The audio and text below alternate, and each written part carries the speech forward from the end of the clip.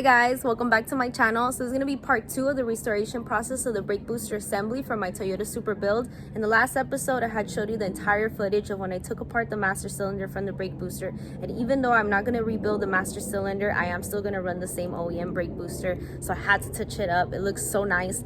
And I know I said that I was not going to restore the brake pedal assembly, but I had to take it apart. I also did get my new bushings in from Toyota, so I'm eager to put it back together. Let me show you guys something real quick. Okay, so this is what I wanted to show you guys. You guys see the indent on the inside of this bracket? So I struggled quite a bit to take out this brake pedal because it actually has to be slid out at an angle and through that indent for it to come out properly. And if not, oh, good luck. So same with the installation process. I actually have to angle it to slide it in through the indent so it locks into place, and that's just because there is going to be no clearance because of that little rod right there. So you guys will see right now, but that's interesting, huh? So we're gonna grab one bushing, stick it in through the rod, see it right in through this. So it's perfect. And there we go. There we have it.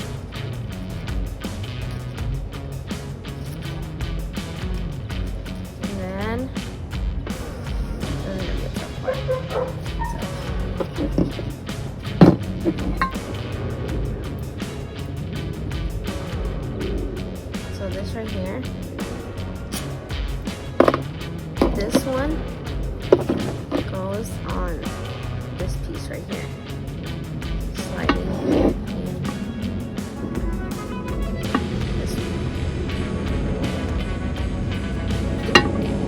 This goes on the inside.